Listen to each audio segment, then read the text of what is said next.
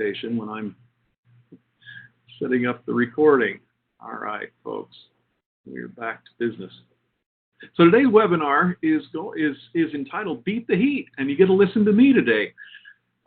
It was a glorious weekend. We had great weather for once in a few weeks. We didn't have all of that rain, maybe a little bit where you were, but in general, it was a great weekend. I enjoyed it. Got out in the yard and worked my tail off. And it was the first day that at least I've been out in the sun where it started to warm up a little bit. Even though it wasn't terribly warm, I can feel that. And so as I looked at this presentation coming up, I thought, most people are going to roll their eyes and say, you know what, it's 65 degrees out there and beautiful. Why are we worried about that? Well, right now is the time to start talking about beating the heat and dealing with what is coming at us. I've got a feeling that we're going to make a quick transition from a nice, cool, wet spring to a hot summer, and sometimes when those seasonal changes happen, that's when we're most at risk for accidents or injuring ourselves on the job. We traditionally see a big spike this time of year in the incidents that happen. We bring on a lot of seasonal workers that may not be experienced. Hopefully they're trained before they go on the job, but we do see a spike this time of year. And some of that's related to the weather, to the temperature and the conditions that we're working under. So we need to be aware of what the risks are and prepare for those things. This time of year, our activity level changes. I worked my tail off on Saturday, and I'm still feeling the effects of it. And that's not, and although I do tend to work quite a bit when I'm working around the yard or out on the ranch. This was a big one for me on Saturday. It was from early in the morning until late at night, and I'm feeling it today. And I could feel the sun when I was out working in the garden over the weekend. And there were a couple of times where I said, you know what, I'm going to walk over to the shade for a couple of minutes because I can and I should.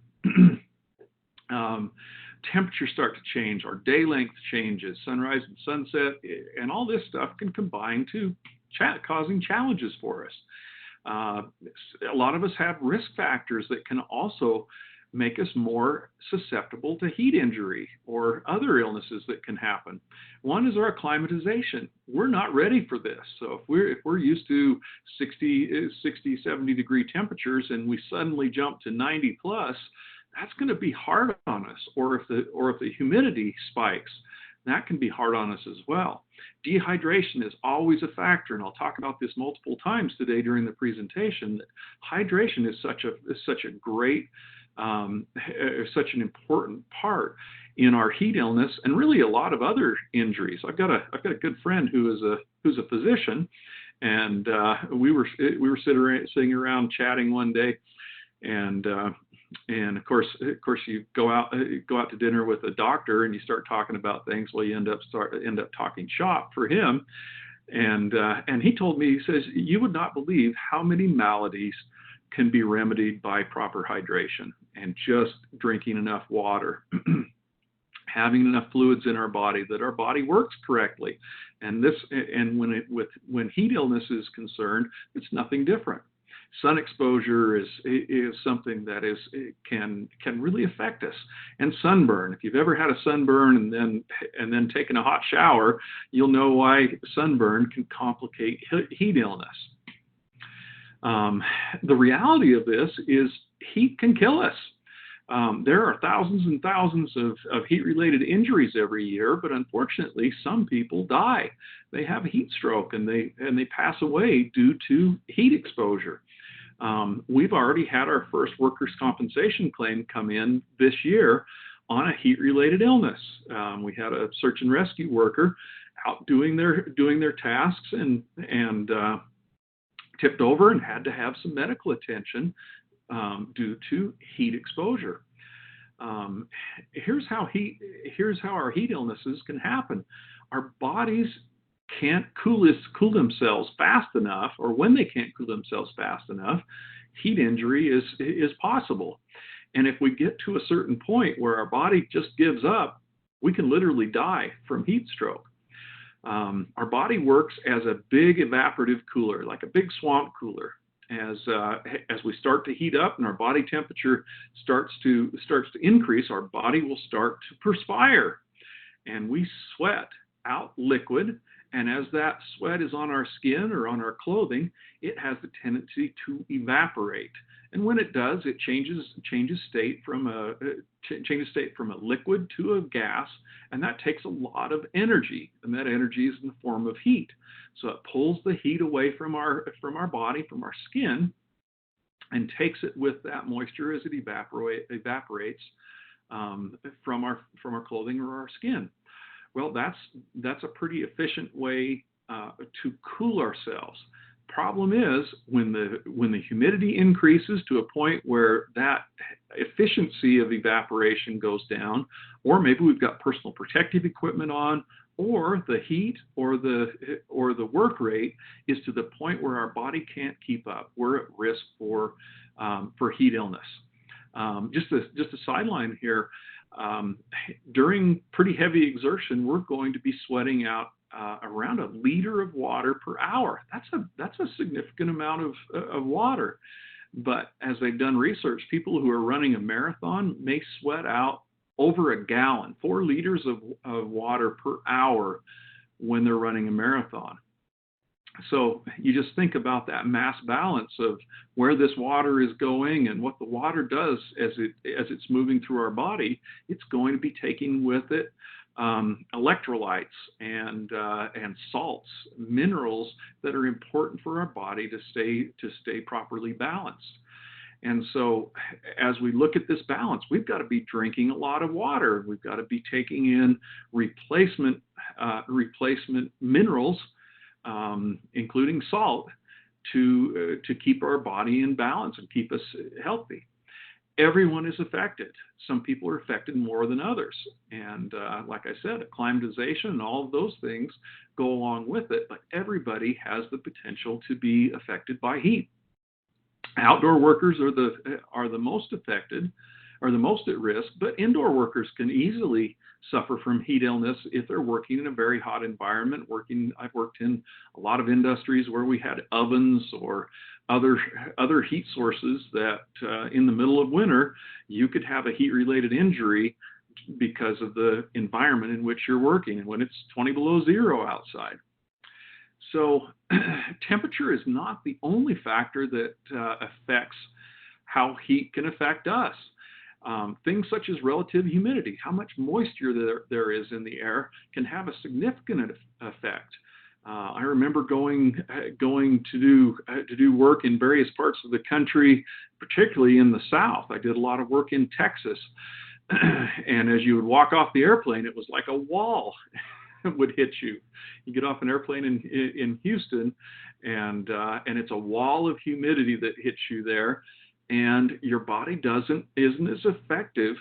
You can sweat all day long, but if that sweat won't evaporate, it doesn't cool us very well.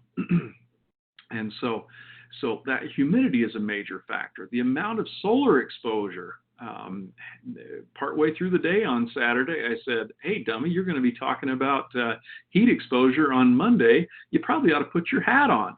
And it was amazing what the difference was when I put that wide brim hat on, and the change that made in my solar exposure.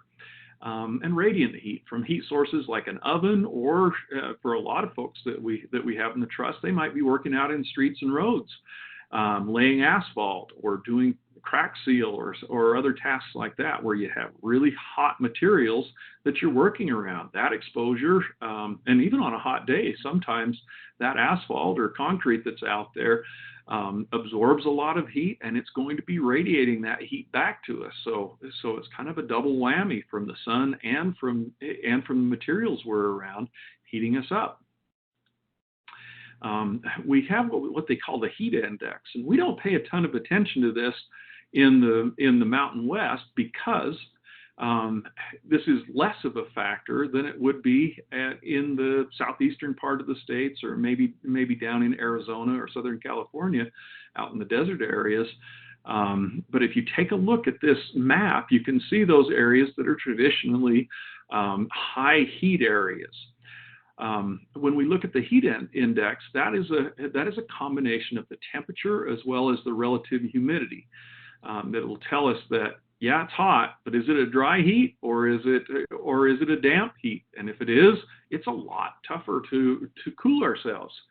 So if you look on this chart on the left, we look at about 91 degrees where we start getting into risky areas where we need to take extreme caution. Below that, we can still have risk depending on our own given circumstances and conditions. But if we start looking anything above 91 degrees, it's getting to where it can be risky.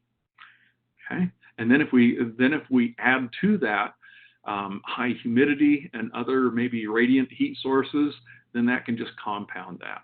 So how can we tell what our heat index? We don't see this on the weather like they do in Atlanta or Las Vegas or some of these hot climates.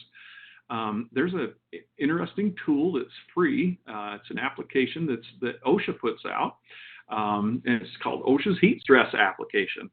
And you can go in there, put the temperature and the humidity, or you can, I believe you can put I can't remember. I think you can put your zip code in, and it will do this automatically, pulling the information, and then it will tell you what the heat index is. It'll also give you a forecast throughout the day, what's going to be the worst for heat. How bad is it going to be? And you can see that ahead of time. It talks about signs and symptoms and prevention and first aid for these heat-related illnesses. It's a really nice tool, and the OSHA website has a lot of information as well, as do a number of other sources. Let's talk about the risks of heat-related illness and some of the maladies that come from that. Here are a few of these: heat rash, heat cramps, heat syncope, heat exhaustion, and heat stroke. And these are really kind of in order of seriousness. Heat rash, many of us may have experienced this as you've been out maybe working in the yard or something on a hot day, and you sweat a lot, and then all of a sudden you get a rash. Generally, this is going to happen in moisture areas of your body, anywhere where you're sweating a lot. You think about as your body's sweating, all that liquid is pouring through there, as well as salt and other minerals that are going through our skin, and that can have the impact of a rash, causing irritation to our skin. So prevention on this. Once it's happened, we want to keep it dry and allow that and not rub that and irritate it more. Skin powders can be affected, but make sure you're careful with those, because they can sometimes be an irritant as well. Sometimes preparedness prevention is much better with these things, because once that rash hits, it's going to take a couple of days for that to go away. So prevention, you might put those powders on ahead. It's going to be a hot day. Let's powder up those moist areas. All right, heat cramps. This is something that occurs after our exertion. We're working hard, we're sweating a lot and expending water and salt, and our muscles will cramp up.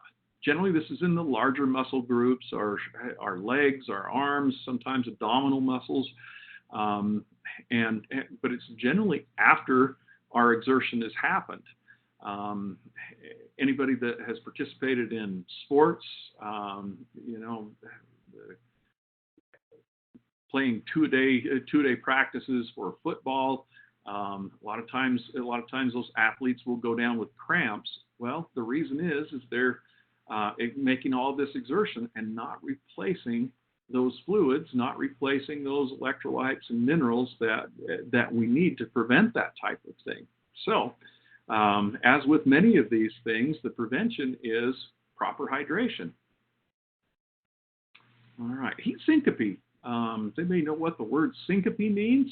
Well, it means fainting or dizziness, and it comes from dehydration. You might be lightheaded as you go out and work. And why this happens is your body in really hot conditions under excessive exertion is trying to purge heat. And so your blood vessels dilate to allow more water to get to the extremities of your body, and thus take heat out to your extremities and allow that heat to be purged from your body. Well, when this happens, not as much blood gets to your brain, and your brain needs a lot of blood to function. And so with that decrease in blood to the brain, we might get dizzy. We might even faint and tip over. And I've dealt with a number of these through my career where we've had people tip over from heat syncope. And generally they're fine from the heat related injury. They just need to sit down and drink some fluids and take a little bit of rest, and they're fine. But what happens many times is they faint, and the fall can be really hazardous to them. They fall and hit their head. They fall and injure themselves trying to catch themselves. And so this can be dangerous in a number of different ways. But if somebody suffers from this, sit the person down, check to see their signs and symptoms. And we'll talk about heat stroke in a minute and make sure it's not that. But in general, they just need to sit down and allow their body to balance out. Drink some liquids, and allow your body to do its job and take that heat away. And if you're still dizzy, don't stand back up. Heat exhaustion. This is probably the one that most of us think about. This is where your body is just beat from excessive sweating, excessive salt loss. And it can cause a number of symptoms, anything from headache to weakness and fatigue, irritability. Generally when it's really hot and I'm really tired, I'm pretty irritable. Sometimes your body temperature might start to increase a little bit here.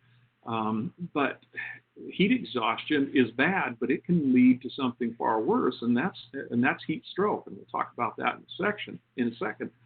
So how do we deal with heat exhaustion? Here's some first aid and also prevention things to talk about. So first aid, if somebody is suffering from heat exhaustion, get them to a cool place. Get them to drink lots of water, other liquids. We say in here non-alcoholic beverages. Why is that? Well, alcohol has a tendency to dehydrate your body, and it works just the opposite of water or sports drinks, and can actually cause us to be far worse. I brought up sports drinks, and you say, well, what do you say? Water, sports drink? How should we go about hydrating? And the answer is yes. Use both. Water should be our go-to, but sports drinks replace many of those minerals, electrolytes that we have lost, and we need to get back into balance. But just don't stick with one too much. If you're exerting a lot, you ought to be drinking some Gatorade or other sports drink, but you shouldn't exclusively drink that. Alternate with water, and probably more water than those sports drinks. But just hydrate. Keep that going in. If somebody's suffering from heat exhaustion, we want to help them purge this heat. So they could go and take a cool shower. If that's not possible or convenient, it could be simple as taking a sponge bath or taking a cloth, wiping that over their head, particularly around the neck. You say, why the neck? Well, there's a lot of blood flow that goes through our neck because our brain takes a lot of blood flow, a lot of energy to keep it functioning, and so the neck is a great place to purge heat. So take that cloth and put that around the neck, a moist cloth that will allow that water to evaporate and cool the person. That's a great way to do that. Get them out of the heat, and let's get them hydrated. So heat stroke is serious. This is a life-threatening condition, and if it isn't handled immediately, this person's going to die. This is no matter of get back to work. This is serious. And so if we see some of the symptoms that go along with heat stroke, we have to take action right now. And that action is calling 911, getting an ambulance there, getting first responders there, notify management right away as well, because this is serious business.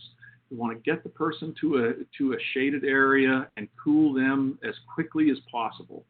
The symptoms of heat stroke are a lot of times they'll have hot, dry skin. It's basically your body gets to the point where it gives up. It says, I can't cool anymore, and the body temperature starts to increase. And if we increase our body temperature in the neighborhood of 5 degrees, we start losing brain cells. And if it goes up too much, we're going to die. So in addition to hot, dry skin, occasionally they may have profuse sweating, but in general, we're going to be looking at that hot, dry skin. But they may have chills, headache, high body temperature. They may pass out. They may have hallucinations or really have a hard time processing information. They're kind of out of it. So we have to take quick action, and that action is to get them out of the heat, get them at least in the shade, and then pour water over them. Soak their clothing. If they have PPE on that is holding that heat in, get it off. I used to use a video where when I do training on this, where they had a guy tip over from a heat stroke, and they took a bucket or a cooler full of ice water and poured over top of the guy. Well, I don't know if I necessarily recommend that, because he may go into shock and not make it from there. But pouring water over them, cool water, is one of the best ways to handle this. And once again, the neck, armpits, the core, we've got to get that core temperature down. So work on those areas. This is serious. Don't mess around when it comes to heat stroke, because this is a life-threatening thing. Ice packs might be another thing that you can do. Ice packs in the armpit, on the neck, places like that to cool this person down as soon as possible before medical attention gets there. Risk factors. Just run through a few of these and ask yourself, how many of these apply to me when it comes to heat-related injury? Here are a whole list of risk factors. Lack of acclimatization. I'm in that category because we've been going from really nice weather, not too hot. Lack of physical fitness. Okay, I'll throw myself into that one. Hey, this is starting to hurt. I better not put myself into these. Age. Really young, really old are more susceptible to this. Dehydration. We talked about that a lot. Obesity, sunburn, alcohol consumption, drug use, infections. If you've got a fever, you know that this is that you're definitely more susceptible to external temperatures. Chronic disease, the work rate, how fast, how hard we're working has an impact on this. And then our ambient conditions like temperature, humidity, and the personal protective equipment that we're wearing. So let's talk about prevention just a little bit. In our clothing, we should be selecting clothing that is loose-fitting, something that will breathe, that will allow heat to escape from our body. Breathable cloth, such as cotton. Some synthetic materials work really well to breathe as well. Light colored, and just back on the clothing, when we talk about sunburn, there are clothes and there are clothes. You can have two shirts that look very similar, but one will allow a significant portion of solar radiation to come through, and another won't. Now, not all clothing has an SPF rating, but some of it does, and will give you a good idea of how well it's going to protect you from the sun. You ask yourself, what about long sleeve, short sleeve, long pants, short pants? I think we can take a little lesson from those people, like in this picture, those people that live in extremely hot conditions in desert parts of the world. They wear long clothing, and that protects them from the solar exposure, from that extra form of heat there that we might be able to avoid a lot of that. Okay. Let's see. Oh, and as much as anything, if you're going to be out working in the sun, a good hat can be extremely helpful in reducing the amount of solar exposure. Like I said, I was out in the sun, and I grabbed my hat and put it on, and it was almost like night and day, the difference in how much exposure I had there. All right, so a couple of thoughts. For a long time, the military provided their soldiers with salt tablets. That was part of their rations, was take the salt tablets, so you replace the salt and minerals that you lose. I don't recommend taking salt tablets, but I do recommend having salt shakers on the table in the break room. If you feel like you want some salt on your food, that's probably your body telling you need a little bit of salt. You may have lost more of that. Many times those sports drinks will replace those things, or replace the minerals.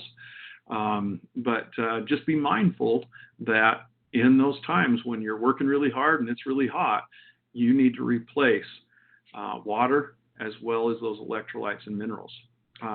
Cooling devices, things like, they have vests like in this picture where you soak the vest in water and it evaporates. The type of material has a lot of surface area, and it evaporates really well and cools like crazy.